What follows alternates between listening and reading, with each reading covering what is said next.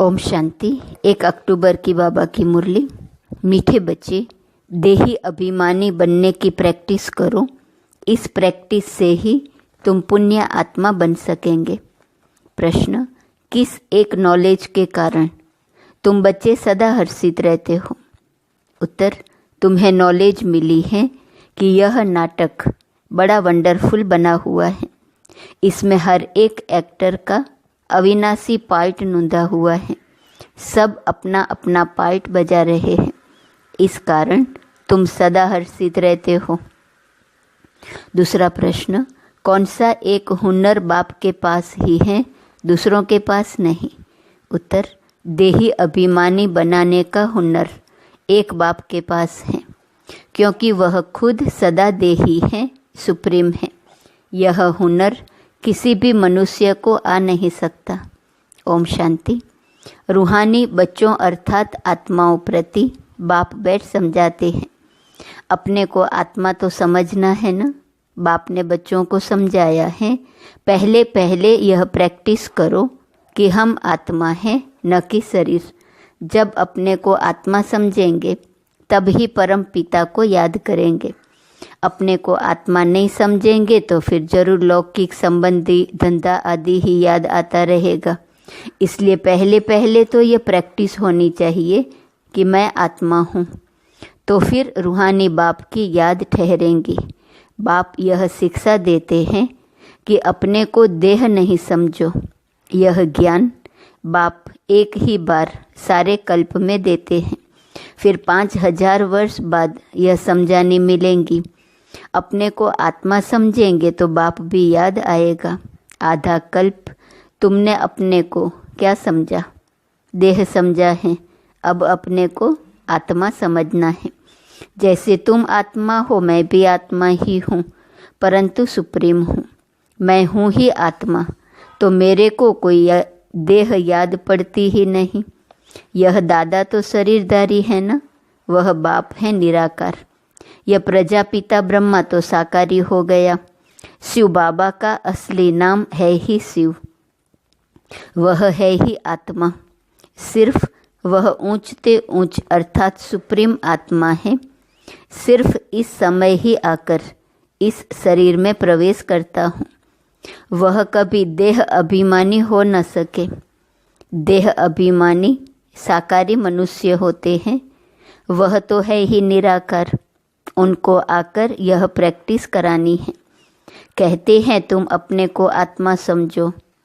मैं आत्मा हूँ, आत्मा हूँ, यह पाठ बैठकर पढ़ो। मैं आत्मा शिव बाबा का बच्चा हूँ। हर बात की प्रैक्टिस चाहिए ना। बाप कोई नई बात नहीं समझाते हैं।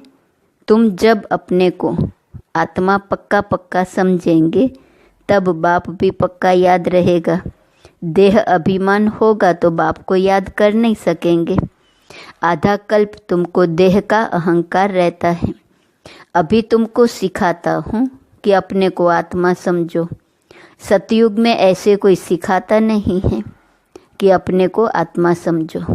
शरीर पर नाम तो पड़ता ही है, नहीं तो एक दो को बुलावे कैसे? यहाँ तुमने बाप से जो वर्षा पाया है वही प्रारब्ध वहाँ पाते हो। बाकी बुलाएंगे तो नाम से न।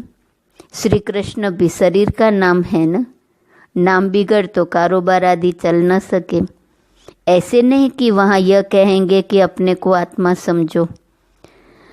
वहाँ तो आत्मा अभिमानी रहते ही हैं। यह प्रैक्टिस तुमको अभी कराई जाती है, क्योंकि पाप बहुत चढ़े हुए हैं। आहिस्ते आहिस्ते थोड़ा थोड़ा पाप चढ़ते चढ़ते अभी फुल पाप आत्मा बन पड़े हो।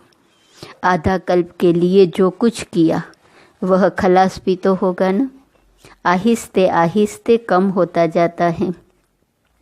सतयुग में तुम सतो प्रधान हो, त्रेता में सतो बन जाते हो। वर्षा अभी मिलता है। अपने को आत्मा समझ बाप को याद करने से ही वर्षा मिलता है। यह देही अभिमानी बनने की शिक्षा बाप अभी देते हैं। सतयुग में यह शिक्षा नहीं मिलती। अपने अपने नाम पर ही चलते हैं। यहाँ तुम हर एक को याद के बल से पाप आत्मा से पुण्य आत्मा बनना है। सतयुग में इस शिक्षा की दरकार ही नहीं। न तुम यह शिक्षा वहाँ ले जाते हो, वहाँ न यह ज्ञान न योग ले जाते हो। तुमको पतित से पावन अभी ही बनना है। फिर आहिस्ते आहिस्ते कला कम होती है। जैसे चंद्रमा की कला कम होते होते लीक जाकर रहती है। तो इसमें मुंजो नहीं। चंद्रमा की कला कम होते लकीर जाकर रहती है।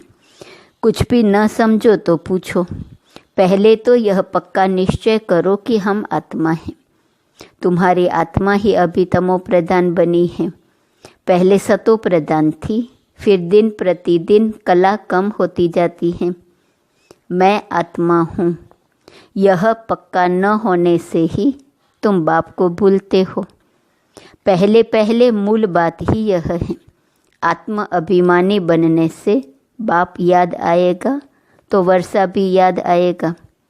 वर्षा याद आएगा तो पवित्र भी रहेंगे, दैवी गुण भी रहेंगे। एम ऑब्जेक्ट तो सामने है ना।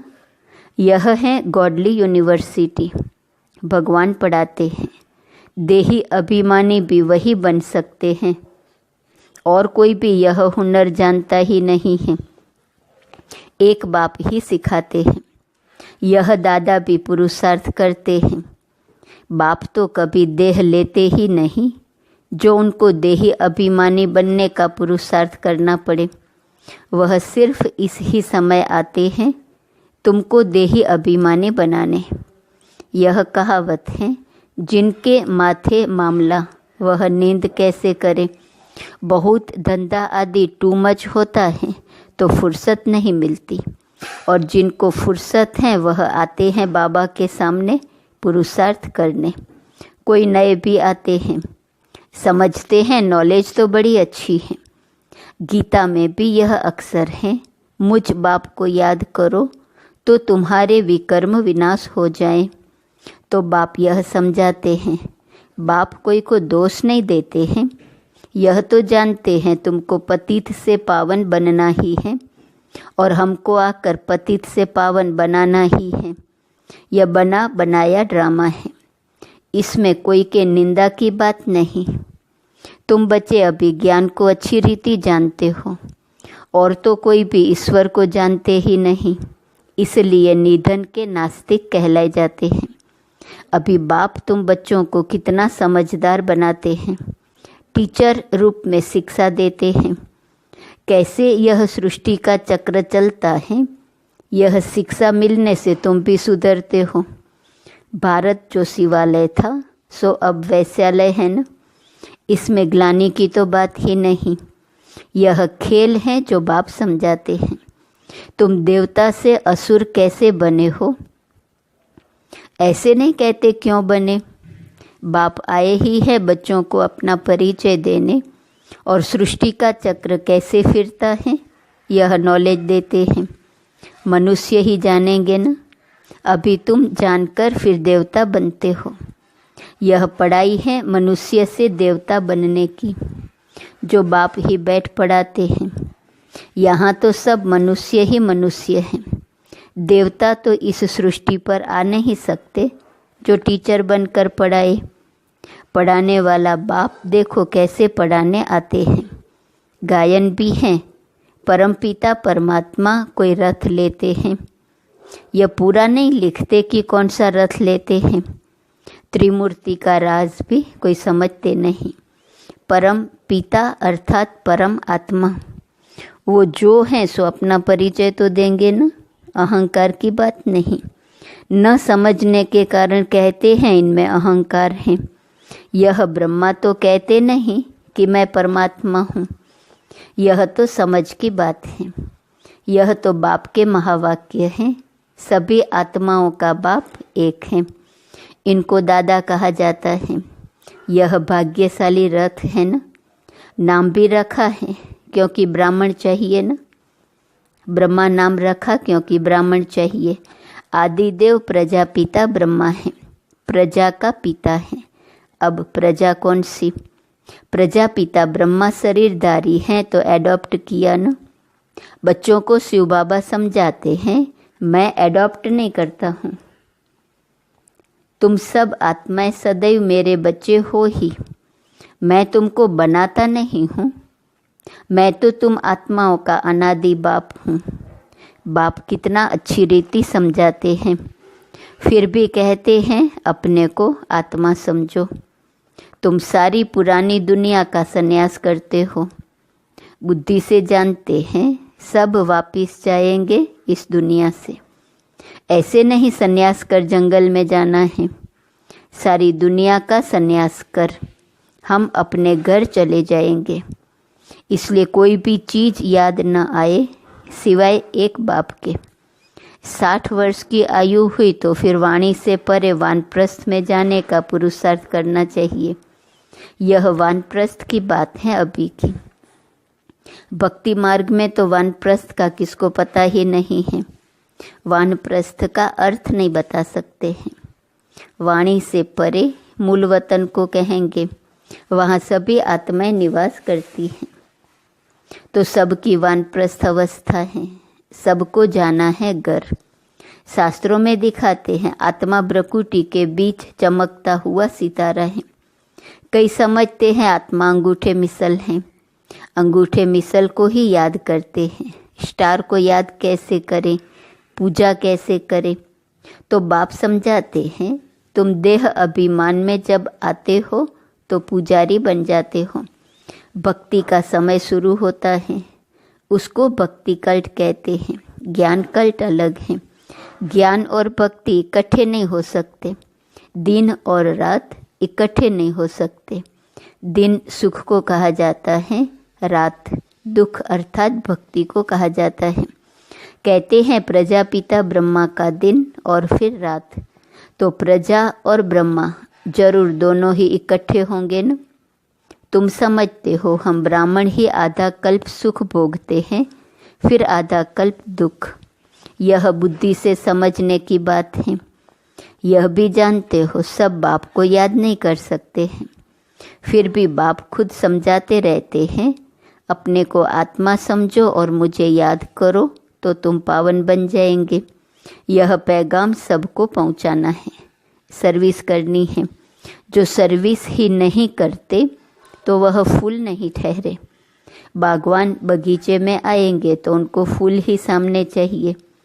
जो सर्विसेबल हैं बहुतों का कल्याण करते हैं। जिनको देह अभिमान है वह खुद भी समझेंगे हम तो फूल है नहीं। बागवान बगीचे में आएंगे तो फूल ही सामने चाहिए। फूल कौन? जो सर्विसेबल हैं, बहुतों का कल्याण करते हैं। बाबा कहते जिनको देह अभिमान है वह खुद भी समझेंगे हम फूल तो है नहीं। बाबा के सामने तो अच्छे अच्छे फूल बैठे हैं, तो बाप की उन पर नज़र जाएंगी। डांस भी अच्छा चलेगा। स्कूल में भी टीचर तो जानते हैं ना कौन नंबर 1 कौन नंबर 2 3 में है। बाप का भी अटेंशन सर्विस करने वाले बच्चों तरफ ही जाएगा। दिल पर भी वही चढ़ते हैं। सर्विस करने वाले दिल पर चढ़ते हैं, डिसर्विस करने वाले थोड़े ही दिल पर चढ़ते। बाप पहली मुख्य बात समझाते हैं, अपने को आत्मा निश्चय करो। कितनी बार बाबा ने आज याद दिलाया, अपने को आत्मा निश्चय करो तब बाप की याद ठहरेंगी। देह अभिमान होगा तो बाप की याद ठहरेंगी नहीं। लौकिक संबंधियों तरफ, धंधे दोरी तरफ बुद्धि चली जाएंगी। देही अभिमानी होने से पारलौकिक बाप ही याद आएगा। बाप को तो बहुत प्यार से याद करना चाहिए। अपने को आत्मा समझना, इसमें मेहनत है, एकांत चाहिए। 7 रोज की भट्ठी का कोर्स बहुत कड़ा है। कोई की याद न आए, किसको पत्र भी नहीं लिख सकते। यह भट्ठी तुम्हारी शुरू की थी, यहाँ तो सबको रख नहीं सकते। इसलिए कहा जाता है घर में रहकर प्रैक्टिस करो। भक्त लोग भी भक्ति के लिए अलग कोठी बना देते हैं, अंदर कोठरी में बैठ माला सिमरते हैं। तो इस याद की यात्रा में भी एकांत चाहिए। एक बाप को ही याद करना है। इसमें कुछ जबान चलाने की भी बात नहीं है। इस याद के अभ्यास में फुर्सत चाहिए। तुम जानते हो लौकिक बाप है हद का क्रिएटर, यह है बेहद का। प्रजापिता ब्रह्मा तो बेहद का ठहरा ना। बच्चों को एडॉप्ट करते हैं, शिव बाबा एडॉप्ट नहीं करते हैं। उनके तो बच्चे सदैव है ही। तुम कहेंगे शिव बाबा के हम बच्चे आत्माएं अनादि है ही। ब्रह्मा ने तुमको एडॉप्ट किया है। हर एक बात अच्छी रीति समझने की है। बाप रोज रोज बच्चों को समझाते हैं। कहते हैं बाबा याद नहीं रहती। बाप कहते हैं इसमें थोड़ा समय निकालना चाहिए। कोई कोई ऐसे होते हैं जो बिल्कुल समय दे नहीं सकते, बुद्धि में काम बहुत रहता है, फिर याद की यात्रा कैसे हो। बाप समझाते हैं मूल बात ही यह है, अपने को आत्मा समझ मुझ बाप को याद करो तो तुम पावन बन जाएंगे। मैं आत्मा हूँ, शिव बाबा का बच्चा हूँ। यह मन मनाभव हुआ ना।